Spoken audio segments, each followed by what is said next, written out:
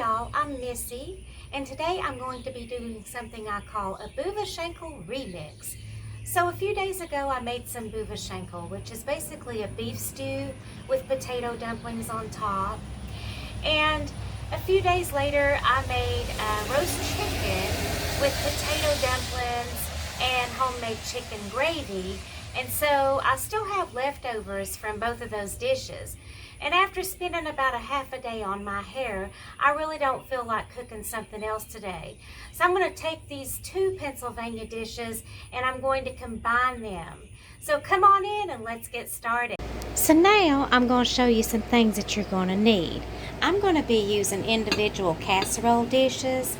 You don't have to use those. You can put this all in one pot. I do this mainly because my husband and I are on different diets. He's doing low carb and I ain't.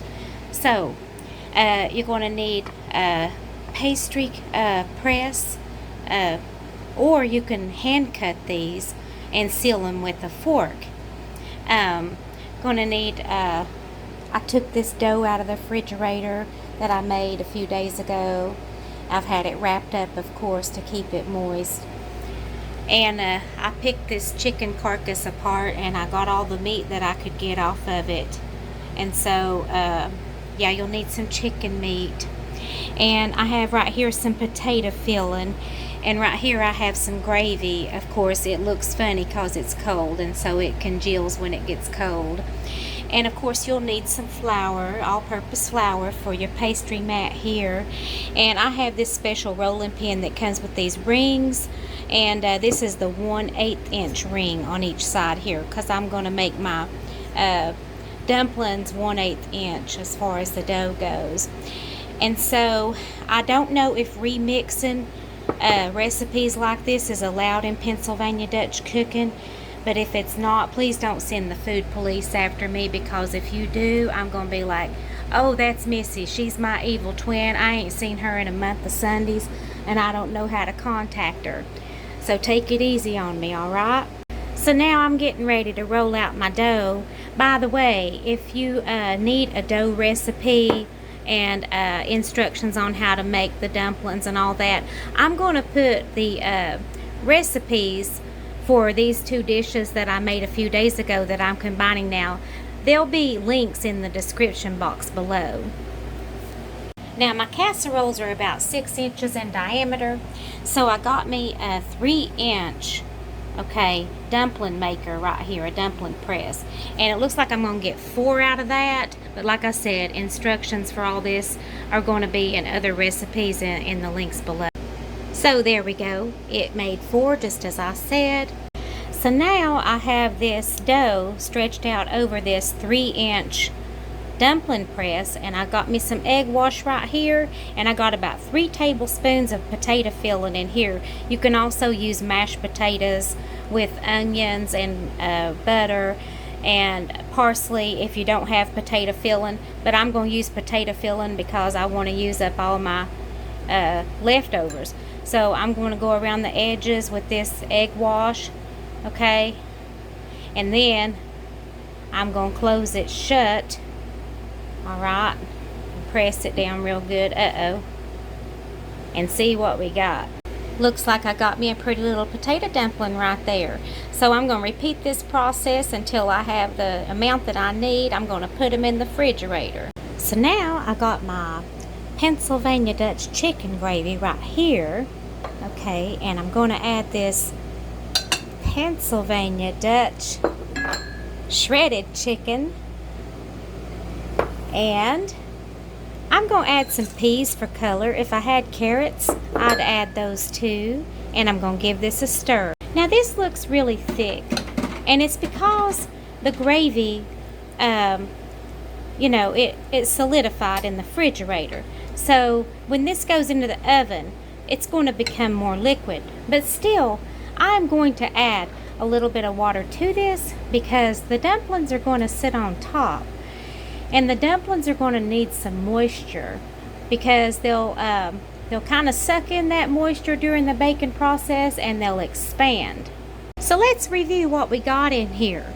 We got 2 cups of the gravy, all right, and then looks like about let's see, this bowl right here is probably a cup and a half, or maybe a little bit more, because I had it heaped over there a little bit. So maybe 2 cups of shredded chicken. And I got a half a cup of frozen peas. And now I'm going to add a cup of water, and I'm going to give this a stir.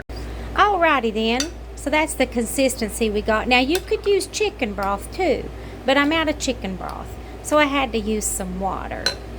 So now I have divided that mixture between 4 casseroles. As I've said before, you can put this all in one big casserole dish or whatever, but I like the individual servings because, you know, that just takes the work out of it for me later. I just pull one out of the fridge and pop it in the oven. Now here I've taken these out of the fridge. These are my pretty little potato dumplings or pierogies with the potato filling inside. Ain't they just the cutest little things? And I'm going to put one on that side, and I'm going to put one on this side, and I'm going to repeat the process until all these are covered. Alrighty, now I'm going to cover these up. Some of them are going to go in the fridge, okay? And some of them, well, one of them is going in the oven right now because I am starving half to death. So I'm going to get this done and then put that sweet little baby in the oven right there. Alrighty then, somebody needs to clean her oven. I don't know who. I see it smoking. Obviously something spilled down in there, but hey, don't judge me. Alright, so I'm going to put this in here and I'm going to check it in about 20 minutes, okay? It usually takes about 40-45 minutes for these, but I'll check it in 20. And I'm going to bake them in a preheated 350 degree oven, which I'm letting the heat out right now while I'm talking to you. I don't know what I'm thinking.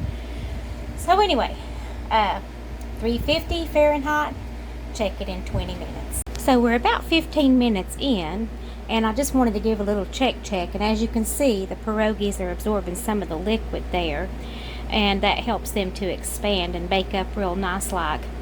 So, you know, my daddy had an old saying, if he was talking about somebody that was crazy, he would say, his bread ain't done. And so I guess you could say right now, my bread ain't done.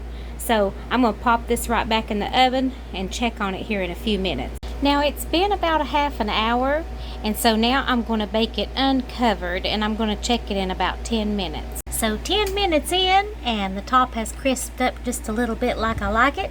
So put the cover back on. I'll check it again in a few minutes. Well, would you look at that? Ain't that just pretty? So it's all done now. I don't want to taste it right now because it's boiling and I don't want to burn my mouth. So I'm going to taste it here in a few minutes. So I had myself a taste, and that is yum dilly-umptious. Now, is that just chicken pot pie with potato dumplings on top? I guess you could call it that if you wanted to, but I just call it yummy. So thank you for watching. I hope you try the recipe. Have a great day.